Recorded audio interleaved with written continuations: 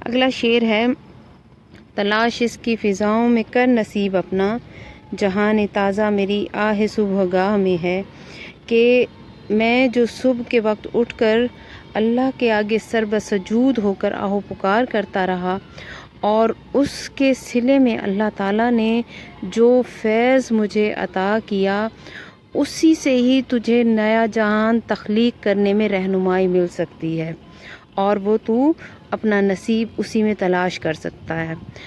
آپ کو میں نے پہلے بتایا تھا کہ اقبال کے ہاں آہ صبح گاہی سے مراد یہ ہے کہ صبح سویرے اٹھ کر اللہ کے آگے سر بسجود ہونا، گریہ زاری کرنا۔ ظاہر ہے اللہ کے صبح سویرے تہجد کے وقت وہی اٹھ سکتا ہے جسے اللہ تعالیٰ سے عشق ہے، اللہ سے محبت ہے، اللہ کے جو چاہنے والے ہیں وہ اس وقت عبادت کے لیے اپنی نیند کی قربانی دیتے ہیں جب پوری دنیا جو ہے سو رہی ہوتی ہے، آرام کر رہی ہوتی ہے۔ تو اور واللہ خیر الشاکرین، اور اللہ تعالیٰ اس کا بہترین شکر ادا کرنے والا ہے، اور اللہ ان کو نوازتا ہے علم سے، اور ان کو بصیرت عطا کرتا ہے۔ تو اقبال کو جو، کیونکہ آپ پچھلے غزل میں پڑھ چکے ہیں کہ عطار ہو، رومی ہو، رازی ہو، غزالی ہو، کچھ ہاتھ نہیں آتا بے آہ سحر گاہی۔ تو واصف علی واصف اسی حوالے سے کہتے ہیں کہ عطار، رومی، رازی، غزالی اور اقبال سب آہ سحر گاہی کی بہترین مثالیں ہیں، ٹھیک ہے۔ تو اقبال کو بھی جب اللہ تعالیٰ کی طرف سے ایک بصیرت عطا ہوئی تو اس دیدہ بینا سے اقبال نے نہ صرف مسلمان قوم کے مرض کو جانچا، تشخیص کیا کہ ان کا اصل مرض کیا ہے، اس کے اسباب کیا ہیں، اس کی وجوہات کیا ہیں، اور پھر اس کا علاج کس طرح ممکن ہے، ٹھیک ہے۔ وہ ایک ماہر نباز کی طرح اس قوم کی تمام جو اس قوم کی تنزلی کے اسباب، اس قوم کی جو اخلاقی اور روحانی کمزوری کے اسباب اقبال نے سمجھے تھے، وہ انہوں نے اپنے کلام میں ایک جامع فلسفے کے تحت بیان کیا ہے کہ اقبال مسلمانوں کو، خصوصاً ہندوستان کے مسلمانوں کو جو غلامی کی زندگی بسر کر رہے تھے، تو اقبال نے ان کو ایک احساس دلایا بحیثیت انسان اور بحیثیت مسلمان کہ انہیں کس طرح اپنے اندر اعتماد پیدا کرنا ہے، خودی کا جامع فلسفہ پیش کیا۔ اور یہی اقبال کا بڑا کمال ہے کہ انہوں نے مسلمانوں کو جو ہے ان کے اندر ایک اعتماد پیدا کیا۔ نہ ہو نومید، نومیدی زوال علم و عرفاں ہے، یقین مرد مومن ہے خدا کے رازدانوں میں، ٹھیک ہے۔ کہ ایک مایوس انسان کے سامنے جب آپ اس طرح کی بات کریں گے کہ یقین مرد مومن ہے خدا کے رازدانوں میں، تو وہ ایک لمحے کے لیے وہ اپنی کمزوری یا اپنے احساس کمتری سے اسے خود بخود ایک کراہت سی آنا شروع ہو جائے گی، اور اسے اپنے اس جو مایوسی ہے اسے نفرت محسوس ہوگی کہ مرد مومن کا یقین جو ہے وہ تو ناممکن کو ممکن میں بدل دیتا ہے۔ تو پھر میں کیسا مومن ہوں، کیسا مسلمان ہوں جو ہر وقت مایوسی میں ڈوبا پڑا ہے اور اپنی جو موجودہ تنزلی ہے اس پر اتنا زیادہ اس کو قناعت کر چکا ہے کہ اس کو اپنا نصیب سمجھ کر خاموش بیٹھا ہے۔ اقبال نے کہا تھا نا کہ وہ کون سا شعر ہے کہ خبر نہیں کیا ہے نام اس کا، خدا فریبی کہ خود فریبی، خبر نہیں کیا ہے نام اس کا، خدا فریبی کہ خود فریبی، عمل سے فارغ ہوا مسلمان بنا کے تقدیر کا بہانہ۔ کہ مسلمانوں نے اپنی جو سستی، کاہلی کی بنا پر جو عمل نہ کرنے کی صلاحیت تھی، اس کے نہ ہونے کی بنا پر انہوں نے اپنی موجودہ حالت کو اپنا مقدر سمجھ کر اپنی ضمیر کو مطمئن کر دیا تھا۔ تو اقبال انہیں یہ احساس دلاتے ہیں کہ مقدر جو ہے عبث ہے شکوہ تقدیر یزداں، تو خود تقدیر یزداں کیوں نہیں ہے کہ یہ شکوہ کرنا کہ اللہ نے میرا مقدر یہ بنا دیا، اللہ نے ایسا کر دیا، یہ تو فضول بات ہے۔ تو خود تقدیر یزداں کیوں نہیں ہے، تو اللہ کی تقدیر خود کیوں نہیں بن جاتا؟ ٹھیک ہے، تو اقبال مسلمانوں کے اندر ایسی خودی پیدا کرتے ہیں۔ آپ ان کا کلام پڑھیں اور صرف الفاظ ایسے جاندار ہیں۔ وہ کیا ہے کہ ہاتھ ہے اللہ کا بندہ مومن کا ہاتھ، غالب و کار آفریں کار کشا کار ساز، کہ مومن کا ہاتھ تو اللہ کا ہاتھ ہو جاتا ہے، غالب و کار آفریں کار کشا کار ساز، کام سنوارنے والا، کام بنانے والا، سب پر غالب۔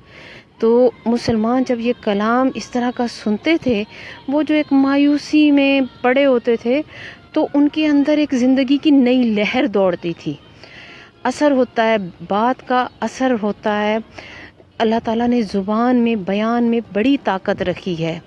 وہ آپ سورہ رحمان پڑھتی ہیں نا کہ الرحمن علم القرآن، کیا تھا اس میں، علامہ البیان، کہ تو بیان کا جو طاقت ہے وہ اس میں بیان کی بتائی گئی ہے کہ بیان کی طاقت کیا ہے۔ بیانیے کی طاقت جو ہے آج کے دور میں، آج کے سیاسی دور میں جتنی ہم سمجھ سکتے ہیں کہ بیانیے کی طاقت کس طرح ذہنوں کو بدل دیتی ہے، تو ایک صاحب بصیرت کا بیان، ایک صاحب بصیرت کی بات، اور سب سے بڑھ کر جو ہے جو دل سے نکلی بات، وہ بڑا اثر رکھتی ہے۔ تو اقبال کا کلام بھی ان کے دل کی آواز تھی، دل سے جو بات نکلتی ہے اثر رکھتی ہے، پر نہیں طاقت پرواز مگر رکھتی ہے، قدسی الاصل ہے رفت پہ نظر رکھتی ہے، خاک سے اٹھتی ہے گردوں پہ گزر رکھتی ہے۔ تو یہ کمال ہے دل سے نکلی بات کا۔ تو اقبال کا پورا کلام جو ہے وہ ان کے دل کی آواز ہے۔ وہ مسلمانوں کی جو حالت زار تھی اس پر کرتے تھے۔ آپ شکوہ پڑھ کر دیکھیں کہ اللہ سے اقبال نے کیسا شکوہ کیا ہے، مسلمانوں کی حالت کو کیسا بیان کیا ہے، کہ اس جب انجمن حمایت اسلام کے مشاعروں میں جب اقبال نے یہ نظم پڑھی تھی تو لوگ دھاڑے مار مار کر روئے تھے کہ ہم کیا تھے اور آج ہم کیا ہو گئے ہیں۔ تو اقبال مسلمانوں کا غم شدید تھا، اور پھر جب انسان مخلص ہو اور وہ کسی کی تکلیف کا احساس اسے شدید ہو، تو اللہ تعالیٰ خود بخود اس کے ذہن میں، اس کے دل میں اس پریشانی کا حل بھی ڈال دیتے ہیں۔ تو یہی اقبال کے کلام کا یہ کمال ہے کہ اس کو پڑھ کر انسان آہستہ آہستہ اپنی خامیوں کوتاہیوں کو جانچنے لگتا ہے، دیکھنے لگتا ہے۔ اور سب سے بڑی بات یہ ہوتی ہے کہ جس شخص کو اپنی خامیوں کی کوتاہیوں کا احساس ہو جاتا ہے تو وہ ان پر غالب آ سکتا ہے۔ بڑی بات یہ ہوتی ہے کہ ہم لوگ اپنی خامیوں کو، اپنی جو کمزوریاں ہیں ان کو سمجھتے نہیں ہیں، اپنی غلطیوں کو مانتے نہیں ہیں۔ تو ایک غیر محسوس طریقے سے اقبال جس طرح احساس دلاتے ہیں کہ فطرت افراد سے اغماض بھی کر لیتی ہے، کبھی کرتی نہیں ملت کے گناہوں کو معاف۔ تو جو ملت، جو قوم مجموعی طور پر اس طرح کے حالات کا شکار ہوئی تھی، تو وہ آپ مسلمانوں کے زوال کے اسباب پڑھ کے دیکھ لیں کہ کس طرح وہ شمشیر و سنا اول طاؤس و رباب آخر، کہ اقبال نے کہا تھا نا کہ تجھ کو بتاتا ہوں تقدیر امم کیا ہے، شمشیر و سنا اول، کہ قومیں اس وقت عروج حاصل کرتی ہیں جب وہ جہاد کر رہی ہوتی ہیں، ان کے ہاتھوں میں تلواریں ہوتی ہیں، نیزے ہوتے ہیں، اور طاؤس و رباب آخر، اور اس وقت تنزلی کا شکار ہو جاتی ہیں، برباد ہو جاتی ہیں جب وہ طاؤس اور رباب میں پڑ جاتی ہیں۔ طاؤس ویسے تو مور کو کہتے ہیں، لیکن وہ مور کی طرح کے تخت پر بیٹھ کر، اور رباب ساز کو کہتے ہیں، ایک ساز کا نام ہے۔ تو رنگ برنگی محفلوں کے دل دادا ہو جاتے ہیں بادشاہ، رقص و سرود کی محفلیں جب شروع ہو جاتی ہیں تو وہ، اور پھر ظاہر ہے جب حکمران جس لت میں پڑ جائیں تو عام شخص بھی وہی طریقے اختیار کر لیتا ہے، کیونکہ یہ ایک بن جاتا ہے، معیار بن جاتا ہے امارت کا، اسٹیٹس سمبل بن جاتا ہے جیسے حکمران کرتے ہیں تو وہ قوم برباد ہو جاتی ہے. تو بربادی کے بھی اقبال نے بتا دیا، عروج کا بھی بتا دیا اور تقدیر کا بھی بتا دیا. اقبال کے اگر ایک ایک فلسفے کو الگ سے پڑھیں، اقبال کا فلسفہ تقدیر، جبر و قدر کہ کتنا انسان مجبور ہے اور کتنا قادر ہے، تو انسان خود بخود احساس کرتا ہے کہ سب اس کی نیت اس کے اختیار میں ہے، عمل اس کے اتنے اختیار میں نہیں ہے، نیت اختیار میں ہے. اور پھر اسے سمجھ آتی ہے اس آیت کی کہ انما الاعمال بالنیات، کہ عملوں کا دار و مدار نیتوں پر ہے. کہ اللہ نے کیوں کہا تھا؟ کیونکہ عمل جو ہے وہ انسان بعض اوقات نہ چاہتے ہوئے بھی وہ عمل کر رہا ہوتا ہے جس کی نہ نیت ہوتی ہے نہ ارادہ ہوتا ہے، اور بعض اوقات جان بوجھ کر وہ عمل کر رہا ہوتا ہے جس کا اس کے دل میں کوئی اور کھوٹ ہوتا ہے. تو بہرحال یہ باتیں دور تک چلی جائیں گی. اقبال اگر کسی نے اپنی اصلاح کرنی ہے اور رہنمائی وہ چاہتا ہے تو وہ اقبال اس کو دعوت عام دے رہے ہیں کہ اپنا جہان تازہ تخلیق کرنا ہے تو وہ میری آہ سحرگاہی میں ملے گا، اس کی فضاؤں میں تلاش کر. ٹھیک ہے. اگلا شعر ہے کہ میرے کدو کو غنیمت سمجھ کے بعد آئے ناب، نہ بت کدے میں ہے باقی. سوری 1 منٹ بچوں، میں ذرا کتاب دیکھ لوں، یہ میں اندھیرے میں ہوں. میرے کدو کو غنیمت سمجھ کے بعد آئے ناب، نہ مدرسے میں ہے باقی نہ خانقاہ میں ہے. کہ کدو کہتے ہیں کہ پیالے کو، ٹھیک ہے، کہ میرے پیالے کو غنیمت سمجھ کے بادۂ ناب، بادۂ ناب کہتے ہیں سرخ تیز رنگ کی شراب، تیز سرخ رنگ کی شراب، یعنی کہ ایسی شراب جس کا اثر بہت تیز ہوتا ہے اور وہ سرخ رنگ کی ہوتی ہے. ٹھیک ہے. یہ یعنی کہ تاثیر کے حوالے سے بہت زیادہ قیمتی اور نادر شراب کہلائی جاتی ہے. تو اقبال کیا کہہ رہے ہیں کہ میرے کدو کو غنیمت سمجھ، جو میرے پاس پیالہ ہے اسی کو ہی، اس میں جو کچھ موجود ہے اسی کو ہی غنیمت سمجھو، کیونکہ جو اصل خالص شراب ہے وہ نہ مدرسے میں ہے باقی نہ خانقاہ میں ہے. مدرسہ علامت ہے پورے ہمارے تعلیمی نظام پر کی، اور خانقاہ جو ہے وہ علامت ہے ہمارے صوفیانہ جو علوم ہے یا صوفیاء کا جو طریقہ ہے. ٹھیک ہے. تو اقبال کیا کہتے ہیں کہ نہ وہ چیز تجھے خانقاہوں میں ملے گی آج اور نہ مدرسوں میں ملے گی، وہ خالص شراب جو ہے وہ میرے پیالے میں تجھے ملے گی. اب پہلے تو مدرسہ اور خانقاہ سے ہم یہ سمجھ لیں کہ انسان، آپ نے سنا ہوگا کہ لوگ بچوں کو لے کر جاتے تھے صوفیاء کرام کے پاس اور انہیں چھوڑ کے آتے تھے کہ انہیں تعلیم دیں. وہ انہیں شریعت کی تعلیم دیتے، روحانیت کی تعلیم دیتے، ان کی ذکر اذکار کے ذریعے روحانی جو ان کی تربیت ہوتی تھی، نفس کی تربیت جسے کہیں، ٹھیک ہے، کہ اپنے نفس پر کیسے قابو پانا ہے. نفس سے مراد آپ اپنی خواہشات پر کس طرح قابو پانا ہے. صوفیاء کرام کے ہاں جا کر بچوں کی تربیت اس طرح ہوتی تھی کہ وہ ان کو اس ٹرینڈ کرتے تھے کہ اپنے آپ کو، اپنی مرضی کو کس طرح اپنے قابو میں رکھنا ہے. ٹھیک ہے.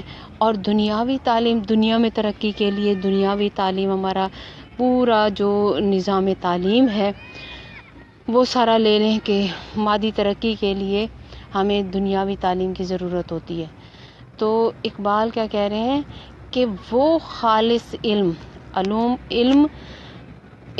تو اللہ تعالیٰ کی صفت ہے، وہ علیم ہے، اور علم جو ہے اللہ تعالیٰ کی دیتا بھی ان کو ہے جن سے اللہ کو محبت ہوتی ہے.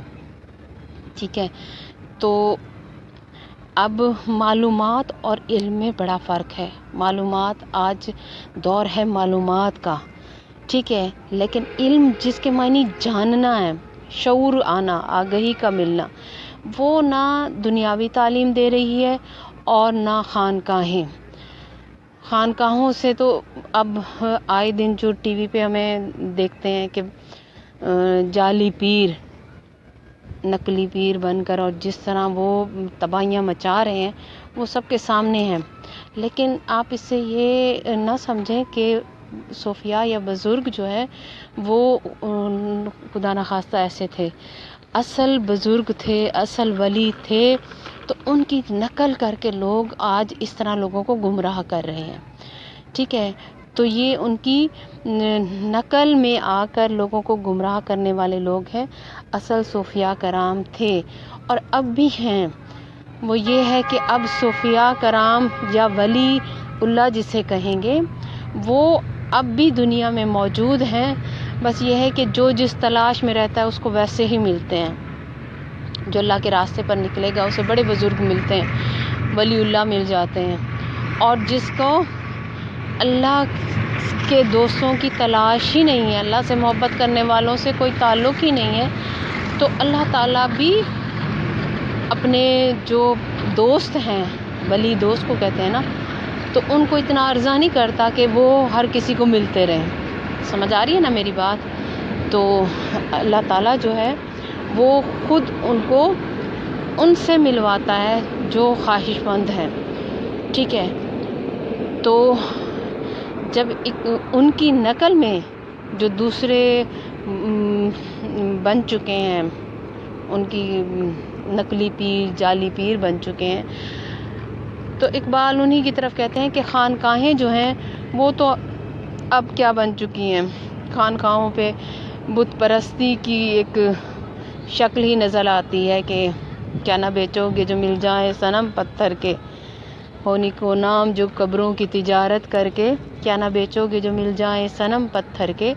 کہ آج کے دور کے مسلمانوں کو اللہ تعالیٰ کہہ رہے ہیں کہ تم میں اور دوسرے بت پرستوں میں کیا فرق ہے. وہ بت بنا کر اس کی پوجا کرتے ہیں اور تم لوگوں نے قبروں کی پرستی شروع کر دی ہے. تم نے اولیاء کے جو مزار ہیں ان کی پوجا شروع کر دی اور وہاں ایک بزنس بن چکا ہے.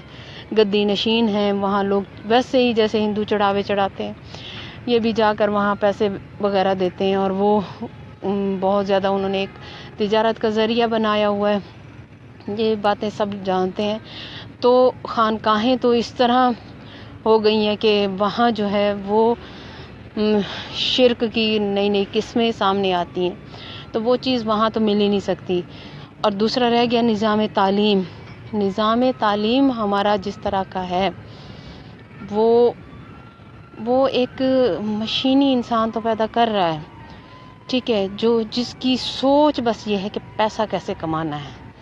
وہ جتنا بڑا کوئی پروفیشن وہ اس کے ذہن میں ہے تو وہ پیشہ بڑا یا چھوٹا اس کی افادیت کے حوالے سے نہیں ہے کہ معاشرے کے لیے وہ کتنا فائدہ مند ہے.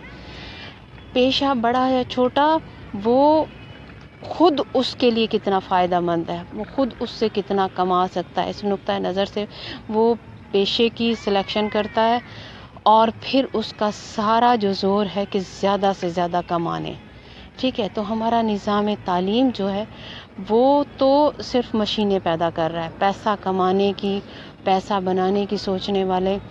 نصاب تعلیم جو پہلے مسلمانوں کا نصاب تعلیم ہوتا تھا وہ انسان کی فکری اور ذہنی ایسی نشو و نما کرتا تھا کہ وہ اس میں قوت ارادی بڑی مضبوط ہوتی تھی، وہ بڑے بڑے ڈیسیژن لیتا تھا. آج ہمارے دیکھیں کہ ہمارے عدالتیں دیکھ لیں کہ ان میں فیصلہ کرنے کی صلاحیت نہیں ہے. بدنیتی کی وجہ سے بھی انسان کے اندر یہ صلاحیت کم ہو جاتی ہے کہ وہ یہ سوچتا ہے کہ کل کو میرے اوپر نہ آئے. نیک نیت انسان یا کھرا انسان جو ہے وہ فیصلہ کرنے کی صلاحیت اس میں زیادہ ہوتی ہے. تو اور اپنے وسائل کو بروئے کار لا کر اپنی نئی دنیا تخلیق کرنے کی حوصلہ پیدا نہیں کرتا. آج نظام تعلیم جو ہے وہ وہی ہے جو نوآبادیاتی دور میں تھا، جو صرف غلامانہ ذہن پیدا کر رہا ہے، خوف زدہ ذہن پیدا کر رہا ہے، جو پڑھ لکھ کر بھی آج ہمارے نوجوان جو ہیں ان کا مستقبل جو ہے اس حوالے سے خوف زدہ ہے۔ اس سے بڑی بد نصیبی اور کیا ہوگی کہ بڑی بڑی ڈگریاں اٹھا کر اور ان کے اندر یہ صلاحیت نہیں ہے کہ وہ اپنی دنیا خود تخلیق کر سکیں۔ وہ پھر بھی محتاج ہیں کہ ایک سرکاری نوکری مل جائے اور بس وہ آرام سے مشین بن کے کماتے رہیں۔ ہمارا نصاب تعلیم ایسی ہمارے ہنر مندوں کو پیدا نہیں کر رہا۔ ہر انسان میں اللہ تعالیٰ نے تخلیقی صلاحیت رکھی ہے، ہر انسان، ٹھیک ہے۔ تو کبھی نصاب تعلیم ایسا نہیں اب بنایا جا رہا کہ اس دوران میں کسی کو اپنی اس صلاحیت کا پتہ چلے کہ میں کیا کر سکتا ہوں، کیا تخلیقی صلاحیت مجھ میں کیا ہے۔ تو نصاب تعلیم مشینیں بنا رہی ہیں، خانقاہیں جو ہیں وہ بدعت اور شرک کی سکھا رہی ہیں۔ تو اس لیے اقبال کہتے ہیں کہ آج اگر تمہیں کچھ شعور، بصیرت، علم، آگہی اگر تم لینا چاہتے ہو تو وہ صرف تمہیں میرے کلام میں مل سکتی ہے، جو کہ بہت بڑی، اقبال اسے شاعرانہ تعالی نہیں کہیں گے۔ شاعرانہ تعالی ہوتا ہے کہ شاعر اپنی عظمت خود بیان کرے، ایک بہت بڑی حقیقت ہے۔ اقبال کا مطالعہ بہت زیادہ تھا، بڑا وسیع، بڑی تحقیق، بڑی ریسرچ تھی ان کی، اور وہ جانتے تھے کہ نصاب تعلیم جو ہے وہ قوم کو بنانے والا ہوتا ہے، اور نوآبادیاتی عہد میں جس طرح کے نصاب تعلیم پر توجہ دے کر اور غلامانہ ذہن پیدا کیے گئے، ایک ذہن کی نشو و نما نہیں ہونے دی۔ نصاب تعلیم تو ایسا ہوتا ہے کہ بچہ صرف اگلی جماعتیں نہیں چڑھتا چلا جاتا، بلکہ اس کا ذہنی صلاحیتیں بھی اسی طرح اپ گریڈ ہوتی چلی جاتی ہیں، اس کی فکر بھی بڑھتی ہے۔ آج ہمارے دیکھیں کہ جس طرح تیسری کلاس میں رٹے لگا رہے ہوتے ہیں، فرسٹ ایئر سیکنڈ ایئر کی طالبات، آپ اپنے آپ کو دیکھ لیں، آپ رٹے کے بغیر آپ مجھے کچھ بھی بتا سکیں۔ تو ذہنی صلاحیتوں کو روک دیا جاتا ہے، صرف ایک انہیں لکیر کا فقیر بنایا جا رہا ہے۔ بہرحال یہ تو بہت بڑا المیہ ہے، اور یہ اس المیہ صرف ہماری جہالت کی وجہ سے ہے اور بیرونی سازشوں کی وجہ سے ہے کہ یہ قوم جو ہے یہ اسی طرح رہے، مسلمانوں کی خود انہیں پتہ نہ چلے کہ ان کی عظمت، ان کی شان کیا ہے۔ تو اسی اپنے آپ سے بے خبر رکھنے کے لیے اس طرح کا نصاب تعلیم جو ہے وہ مرتب کیا جا رہا ہے۔